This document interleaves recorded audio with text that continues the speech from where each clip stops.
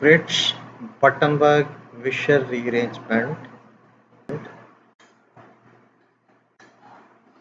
Uh, this FPW rearrangement is named for three scientists named Fritsch, Buttenberg, and Wiechell, wherein 1,1-diaryl 2-bromoalkenes they rearrange into 1,2-diaryl alkynes by reaction with a strong base at high temperature.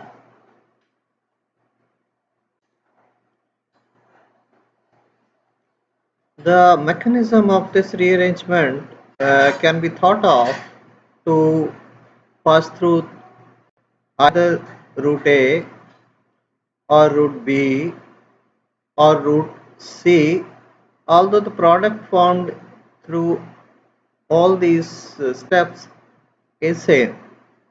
So these types of diaryl bromoalkenes they can be transformed into these types of alkynes either of these three routes. Uh, in route A, first this hydrogen goes as H positive and a carbonyl of this type is generated in route A also and in route B also.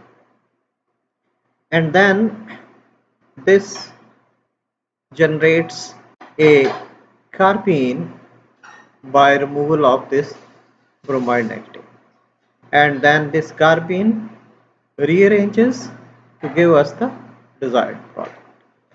Similarly, this carbanion can transfer to this carbon-carbon double bond to make it carbon-carbon triple bond, and then one of the phenyl groups migrates to the other carbon with the removal of bromide ion, and then also we can get these types of alkyne. And third route is that these types of intermediates they are formed where bromide and phenyl they are attached to the carbon-carbon double bond in a 3-electron bond, and then these will give us these types of carbanion with the rearrangement of the phenyl from one carbon to the other carbon, and then this will create a carbon-carbon triple bond and bromide will be removed to get into the alkynes.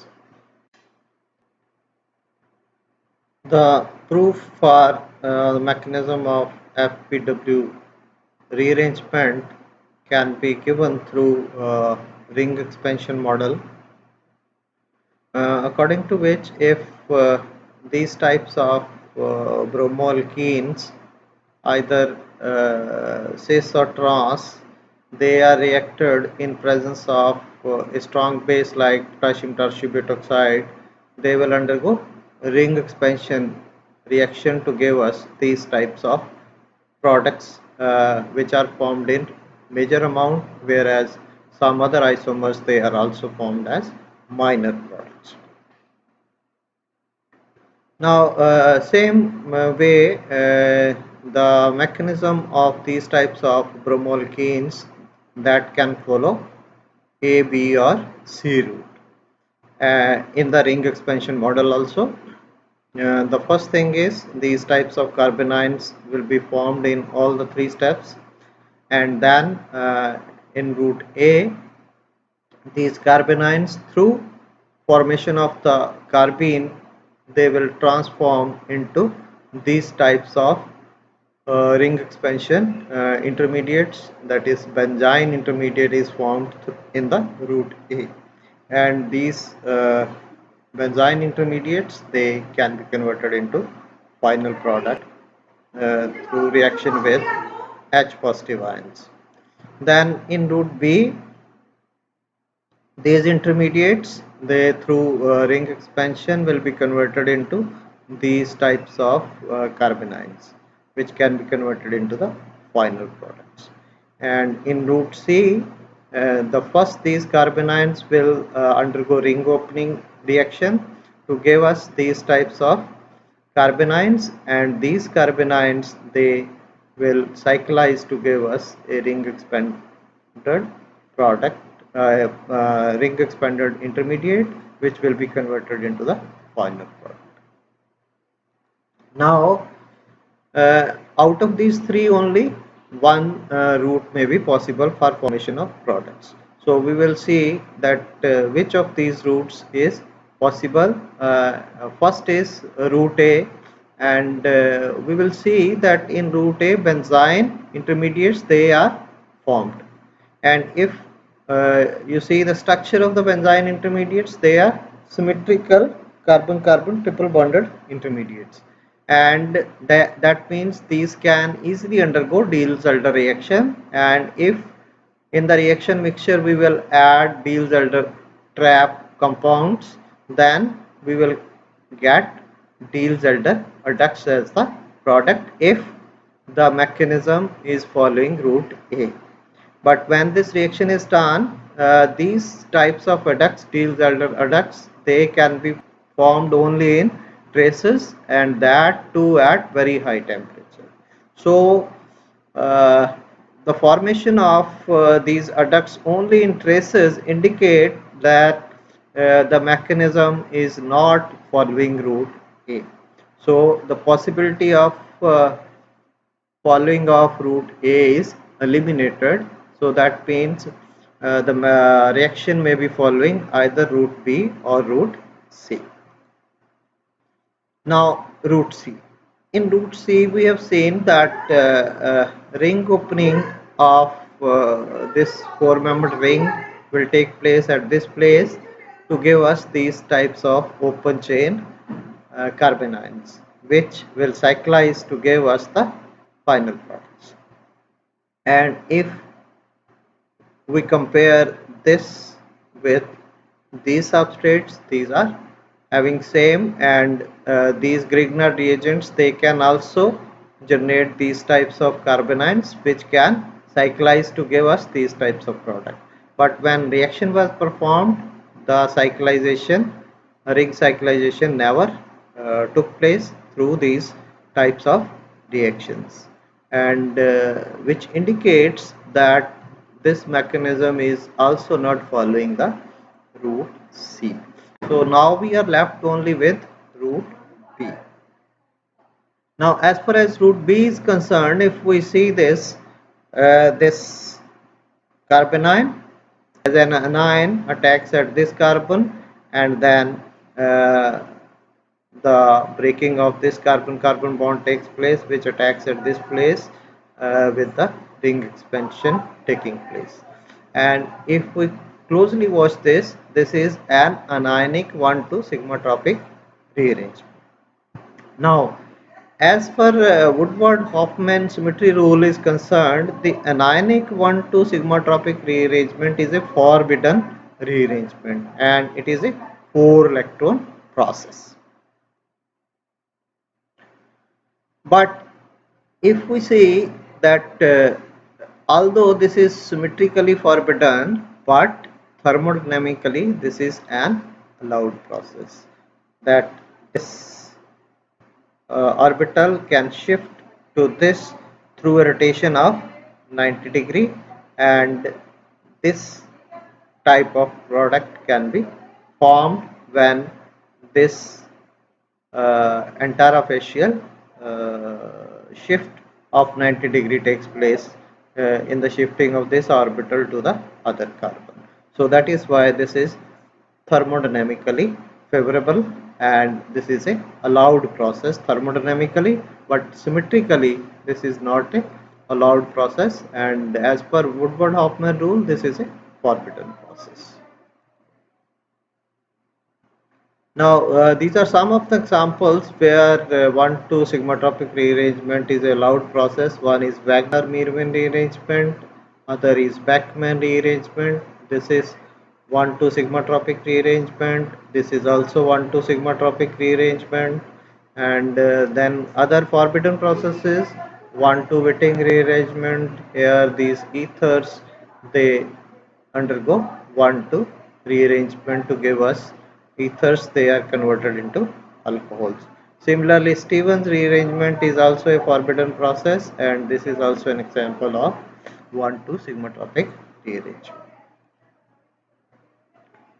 Now, as far as route B is concerned, although symmetrically it is a forbidden route, but thermodynamically it is an allowed process, and we have to see there are these different factors which will determine whether the product formation will take place through route B or not.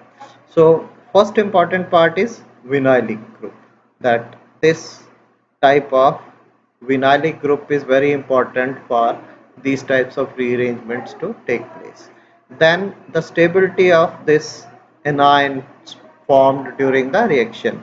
This anion rearranging into this more stable anion. So vinyl anion is also very important in route B. Then this bromide is also very important because this stabilizes this vinyl anion. So bromide as vinyl anion stabilizer is also very important in these types of mechanisms which follow route B mechanism. Now to prove that point, if we take these types of substrates, you can see over here there is no carbon-carbon double bond. That means there is no vinylic bond, and under the same conditions, that is in presence of a strong base at high temperature, when these substrates were reacted, no rearrangement took place. So that means if there is no double bond, then there will be no FEW rearrangement. Then as I have told you that vinyl anions, they are very important. If we see these substrates, because of the presence Br has been replaced by ethoxy, and in presence of strong basic conditions, no rearrangement. So vinylic anion formation is also very important because these types of substrates, they cannot give vinyl anions.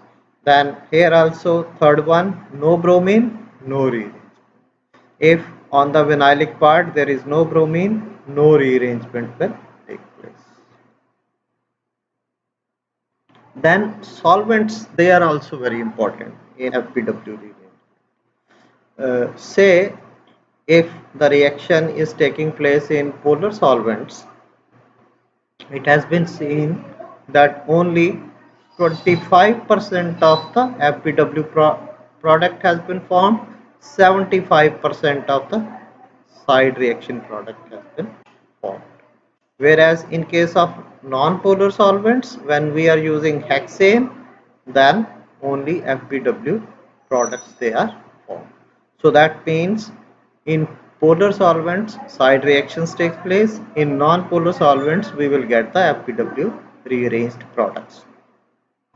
So polar solvents, they can stabilize the charges on and the resonance form, thereby promotes the side reaction. So we can see in route B first this type of carbanion is formed, but in presence of polar solvents this carbanion can undergo isomerization to rearrange into more stable carbanion, because H from here will be transferred to this carbon and this will become a carbanion.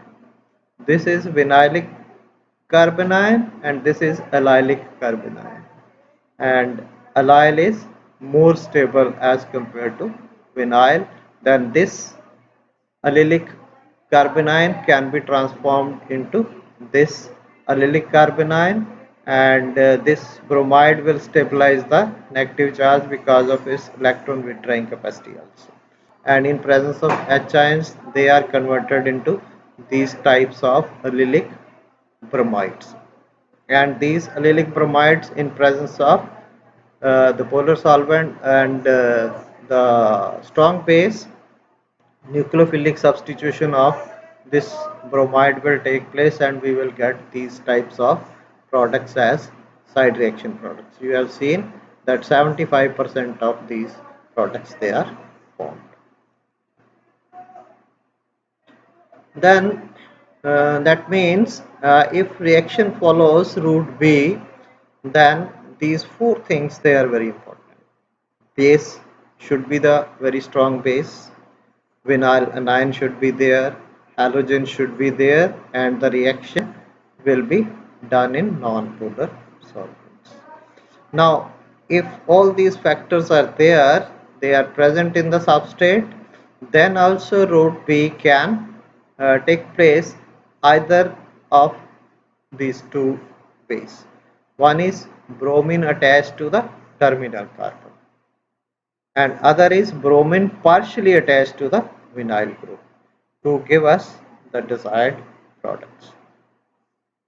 So here you can see that this carbanion is formed as in the first step, and then this carbon-carbon bond will be broken and this will get attached to this place like this, and we will get the ring expansion products. Whereas in this case the bromonium intermediate is formed 3 center 2 electron bond like this, which undergo ring expansion reaction to give us the product. So that means the route B can follow these two different types of steps. So product can be formed either through case A or through case B. And which route B will follow which case, that is A or B, that can be done through isotopic labeling. Now this will review the reaction pathway depending upon bromine position.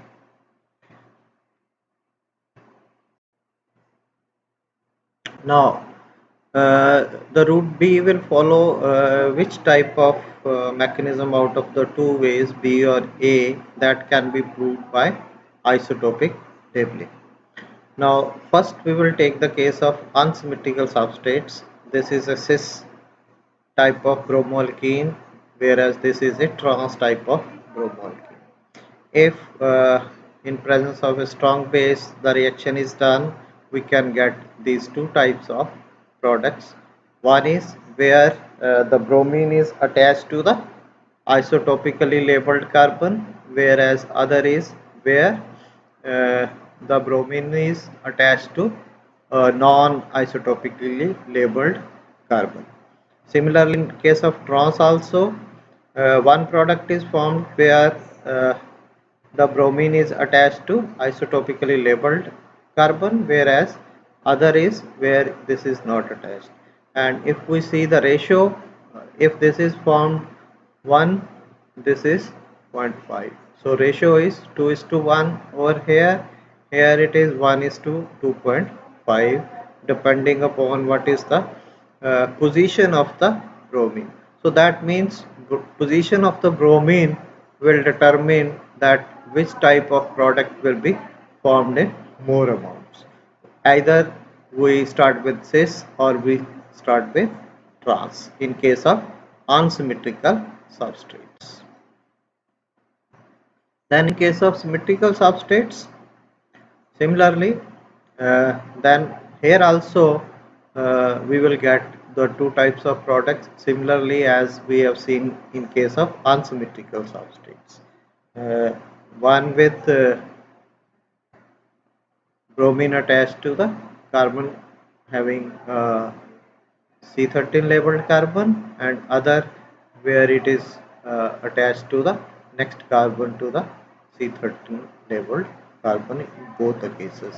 And here the ratio of the product formed depends on the steric hindrance or the type of groups present on the symmetrical substrate. You can see in this case when the next carbon is highly substituted, then this type of product is formed 3.4 4 times more as compared to this product where the bromine is attached to the C13 labeled carbon. Whereas when there is no substitution, they are formed in almost same amounts. So here this is, you can say, 75% and 25%. So that means 75% of the reactions they prefer path B, that is a migrating path, whereas 25% reactions they prefer path A, that is rehybridization path. So we can see over here, if we take a cis uh, substrate, in case of unsymmetrical ones, uh, we will get the product where bromine is attached to C13 carbon, mm, in the as a major product, and then this is formed as a minor product, and then through isomerization this can change to trans, and we can have this type of product in traces.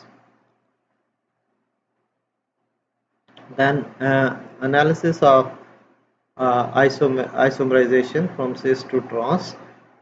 In presence of the base, first carbonyl is formed, this type of carbonyl, and this carbonyl can transform into this carbonyl. With the transfer of one electron from here to here, we will get the negative charge transferred to the other carbon atom to give us this type of carbanion. Then this carbanion can undergo rotation through 180 degree, and when rotation is through 180 degree, this alpha bromo will become now beta bromo, and then that means if you are having cis, that will be transformed into a trans carbon, and likewise you will get the product which is there when bromine is attached to the carbon which is next to the C13 carbon. Similarly, if rotation is 90 degree instead of 180 degree, then there will be no isomerization. Bromine will remain on the same side, and then rehybridization will take place, and we will get this type of product where bromine is attached to the same carbon which is having C13 carbon. So conclusion is that there is a transmigration pathway which is strongly preferred in BW, FBW rearrangement, and reaction takes place in a stepwise manner rather than a concerted manner. Concerted manner reactions, they are, say, sigmatropic rearrangement, but here the reaction is taking place by stepwise manner.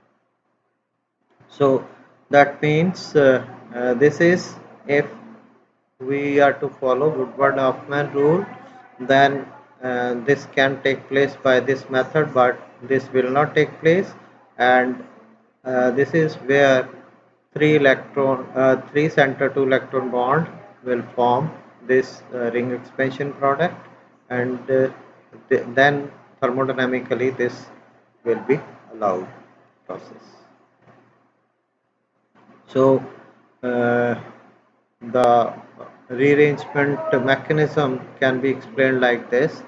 First, carbanion will be formed, and then with the removal of this bromine, we will get this type of carbene, and this carbene will rearrange to give us diphenyl acetylene as the product.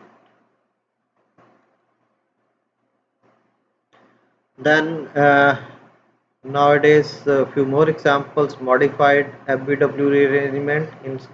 We are having dibromo 1,1-dibromoalkenes as the substrates, and in presence of n-butyl lithium, which is very strong base, this can remove one of the bromide atoms, and we will get these types of intermediate, and these intermediates are nothing. Lithium is positive, this is negative, that means we are having in situ carbanion which can rearrange through FBW rearrangement to give us the same products. So we can see over here this carbanion, then this carbanion can rearrange into this carbanion, and this uh, will form a double bond like this. Then one of the phenyl group migrates with the removal of the bromide ion to give us the products. Then some examples of FPW rearrangement.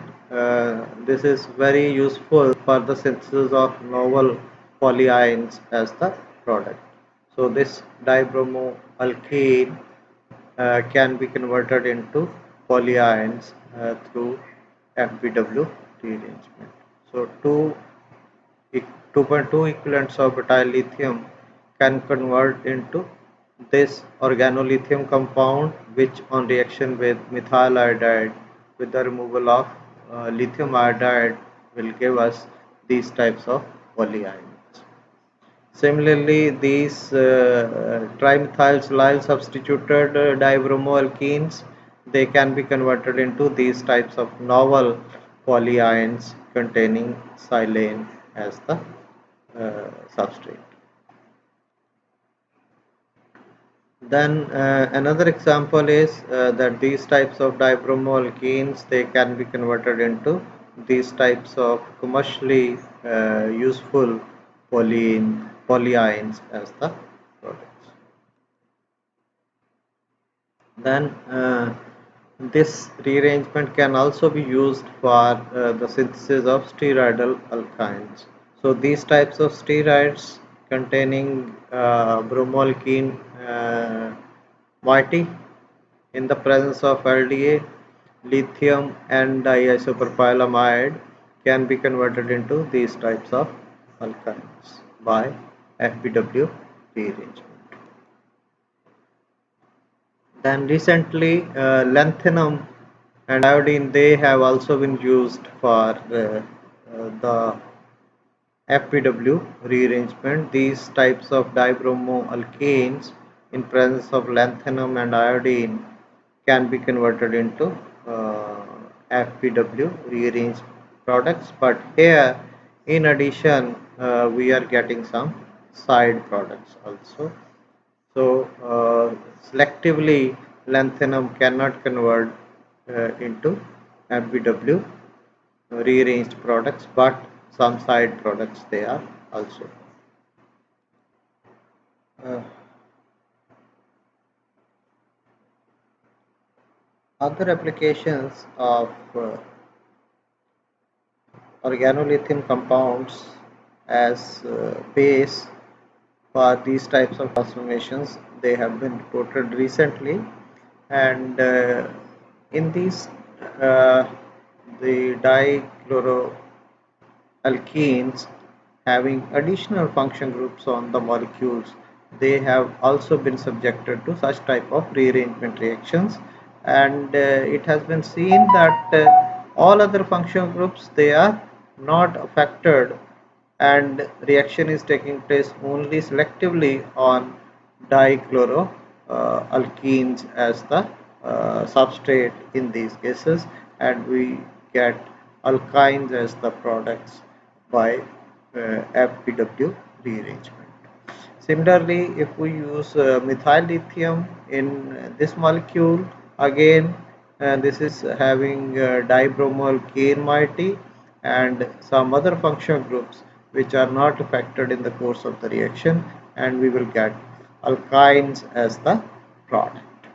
In the third example, again butyl lithium is used, and this type of molecule which is having aldehyde, and this will react with this, and these intermediates formed, they will undergo FPW rearrangement, and we will get alkynes as the product.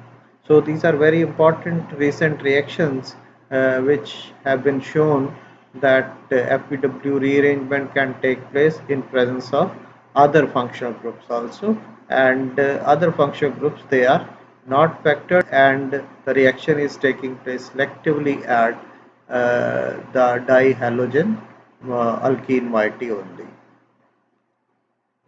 And these are the references which have been used to prepare this lecture. And these three are the basic references which were given by the scientists who have given this rearrangement: Fritsch, Buttenberg, and Wiechell rearrangement. So these references are due to their work, and some recent references they have been included about the scientists who have clarified about many mechanistic aspects of this rearrangement reaction. Thank you very much.